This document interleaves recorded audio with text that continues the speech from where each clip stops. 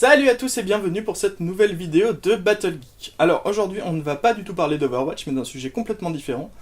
Et il s'agit en fait d'un Kickstarter auquel j'ai participé l'année dernière qui s'appelle Massive Darkness et qui est fait par la très bonne boîte Cool Mini or Not. Alors c'est vrai qu'il y a eu un peu des délais parce qu'on était censé recevoir ce Kickstarter en avril. On est déjà la mi-août mais voilà, je pense que ça valait le coup d'attendre. Et du coup pour tous ceux qui ont pledgé en France et qui ne l'ont pas encore reçu, vous allez pouvoir avoir un petit sneak peek de ce qu'il y a à l'intérieur et je peux vous dire que je suis très pressé de vous montrer ça. Allez, l'unboxing de Massive Darkness, c'est parti!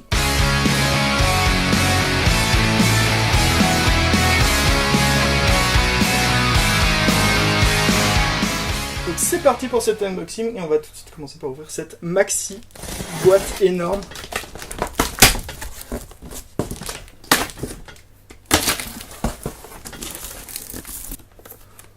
On a donc à l'intérieur, on commence par une boîte de troglodytes. C'était un des stretch goals, enfin c'était plusieurs stretch goals en un seul.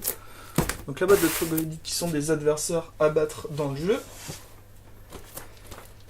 On a ensuite une boîte de héros contre une cocatrice. Ça pareil, c'était dans les stretch goals. Nice. Déjà c'est du beau contenu. Encore des héros contre Lord Tusk, espèce de gros ogre méchant. Hop. Qu'est-ce qu'on a de beau ensuite? Alors, on va voir ça après. C'est les coffres et les piliers. Hop. Qu'on a débloqué dans les stretch goals. Donc voilà la grosse boîte, j'imagine, avec toutes les figurines spéciales débloquées, les héros, les monstres et tout ça. Voilà. Évidemment, la grosse boîte du jeu principal. Et le seul petit add-on que j'ai personnellement acheté, c'est les cartes pour en fait aller avec Zombicide Black Plague et que les héros soient intervertibles entre les deux jeux. Voilà. Et on va commencer sans attendre à déballer tout ça. Allez, hop. Par quoi on va commencer? On va commencer par les figurines en plus. Hop. Alors, comme c'est fichu. Donc ça c'est tous les stretch goals. Alors on voit déjà les tuiles supplémentaires. Donc les tuiles lave et cristaux. Donc ça va être sympa parce qu'il y a des scénarios en plus avec. Donc ça va encore augmenter la durabilité. Un petit sachet très mignon. C'est Darkness. Hop. Les cartes donc des stretch goals. Alors comme vous avez peut-être entendu, il y a eu des petites erreurs d'impression sur certaines cartes. Donc rassurez-vous, si vous l'avez pas dans la boîte, ce qui semble être mon cas, en fait il y a les correctifs qui vont arriver par courrier, voilà, très bientôt.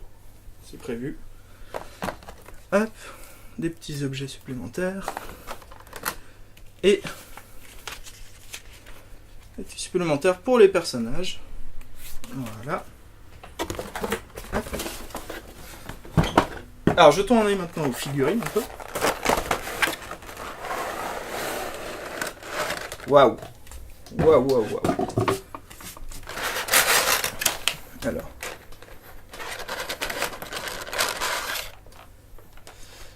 Là on peut voir en haut tous les petits gobelins, les trucs supplémentaires et les nains et compagnie qui sont déjà présents dans la boîte de base mais du coup on en a plus.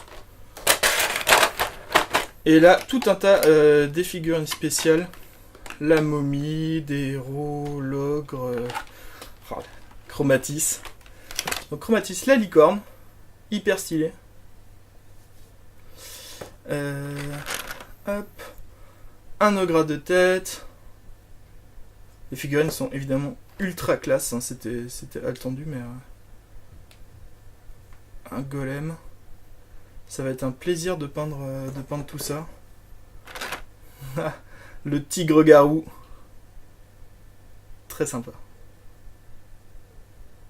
Très sympa. Ouh, on dirait bien que dans l'autre boîte, on a les grosses bêtes.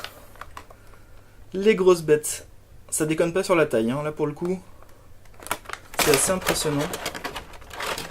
C'est assez impressionnant. Imaginez, vous allez dans une salle du donjon et vous tombez sur le cyclope. Voilà. Autant dire que ça fait pas plaisir. Hein. Parce qu'on voit pas, on voit difficilement comment nos héros peuvent battre un truc comme ça. Le cyclope. L'Overlord.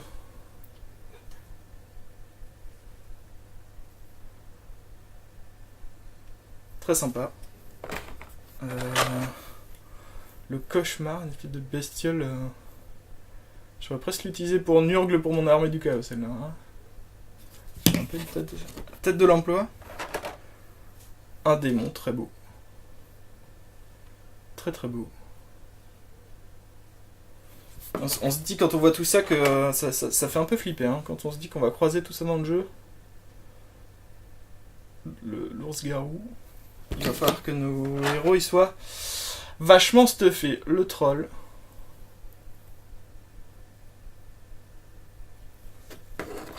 Voilà. Et encore un ogre. Très très belle figure. Très cool. Franchement, j'attendais ça depuis un bail. Et je suis vraiment content du résultat. Parce qu'à priori, ça a quand même vraiment vachement de la gueule. Hop. On va ouvrir vite fait cette petite boîte de piliers. Voilà, on peut voir les petits coffres et les piliers. C'est très sympa parce que c'est mine de rien, un peu de décor, ça peut amener de la vie au jeu. Et ça, c'est toujours cool. Donc voilà.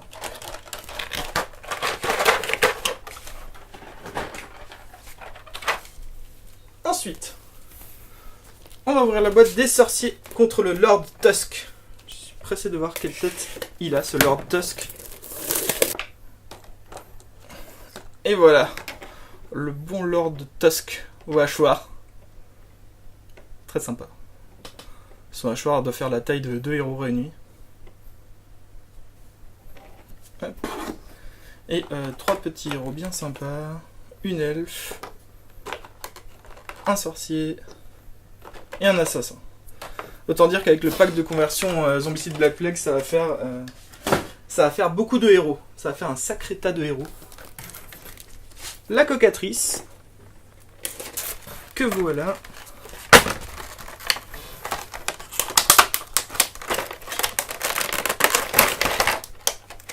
Ah, alors pour le coup, je l'aurais imaginé plus grande cette bête-là. Dans ma tête, une cocatrice, c'est vraiment un truc un peu énorme. On dirait plus un peu un poulet enragé. Mais bon, c'est pas mal quand même, c'est pas mal. Puis les héros sont très cool. Avec la naine, la barbare et encore un elfe. Très très sympa. Question boulot peinture, ça va faire du temps. Ça va faire du taf tout ça. Ok. Ouvrons vite fait la boîte avec les troglodytes. Oh, le Minotaure qui n'a pas l'air décevant. Ça, c'est pas du poulet, ça. C'est pas du poulet rangé. On peut voir que c'est un sacré bestiau. Pour le coup, là, waouh. Très content, très beau. Très belle bête. Hop. Et donc, le reste des troglodytes sont assez sympas. Une figurine un peu de barbare chelou. C'est plutôt cool. Plutôt cool. Très très cool. Et on va donc terminer par la boîte de base. Qui est évidemment énorme, qu'on va faire un peu plus rapidement parce que évidemment les gens savent à peu près ce qu'il y a dedans et quelle tête ça a. C'est effectivement massif. Wow.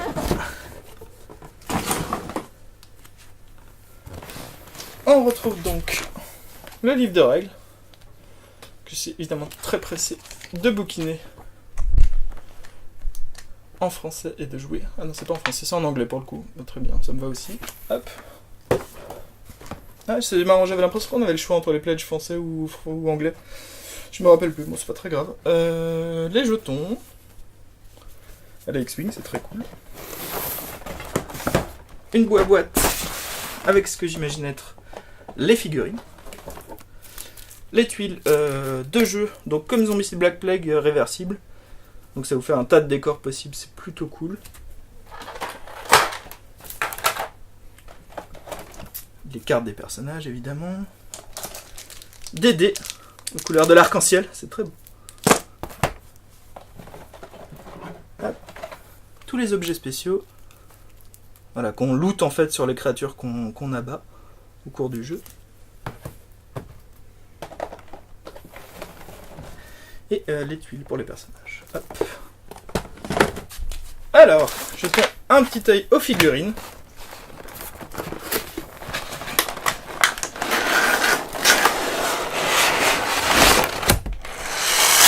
Waouh!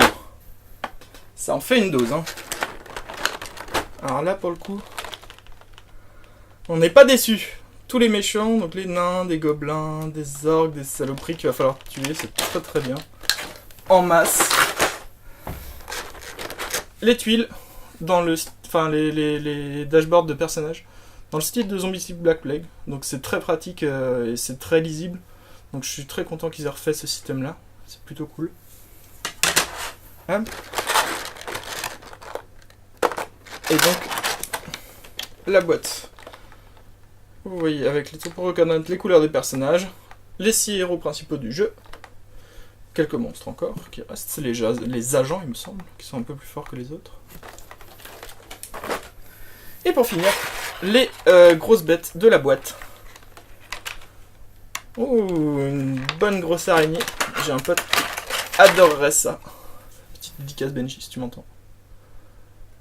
Je sens que tu vas kiffer affronter ce truc-là. Une manticore. Très cool. Ah, la naga, j'attendais de la voir. Très sympa. Très sympa. C'est une bête qu'on voit pas souvent. Et c'est quand même vachement cool parce qu'avec toutes les figurines aussi de Zombicide Black Plague qui avec mon set sont jouables là-dedans, on peut se dire que le jour où on a envie d'inventer un jeu de rôle type plateau, eh ben il y a de quoi faire, hein. Il y aurait de quoi faire. Parce que là en termes de diversité et de variété des créatures, c'est vraiment cool. Voilà, on a là tout est déballé. On peut voir que en termes de matos, il y a vraiment beaucoup de choses, beaucoup de héros, beaucoup de figurines. Certaines figurines vraiment impressionnantes, le Cyclope et le Minotaure, je les trouve assez dingos. D'autres moins, comme la Cocatrice, mais bon, voilà, quand on voit la diversité des figurines, c'est pas bien grave. Quand on voit le nombre aussi de petits péons de base qu'il y a, ça c'est vraiment très cool. Parce qu'on imagine que sur les scénarios, c'est vraiment bien d'avoir plus de figues. Donc voilà, très content, très content. Voilà, c'est déjà la fin de cet unboxing. J'espère que vous avez apprécié ce que vous avez vu à l'intérieur de cette énorme boîte. On peut dire que Cool Mini or Not, c'est vraiment pas foutu de mieux sur ce coup-là, en termes de jeu, de matériel, d'add-on et tout. Enfin, c'est vraiment superbe. N'hésitez pas à aller checker régulièrement ce qu'ils font d'autres, parce qu'ils ont tout le temps des Kickstarter d'exception. Ils ont fait récemment Green Horde, qui est un supplément pour Zombicide Black Plague. Ils ont fait aussi un Wargame dans l'univers du Trône de Fer. Donc voilà, ils font tout le temps de très bonnes choses. Et on gagne beaucoup à participer à leur Kickstarter. Donc voilà, n'hésitez pas. En tout cas, moi maintenant, j'ai énormément de taf en termes de peinture, de jeu et tout ça. Et donc je vais vous laisser ici. Et je vous dis à très bientôt sur Battle Geek. À toutes!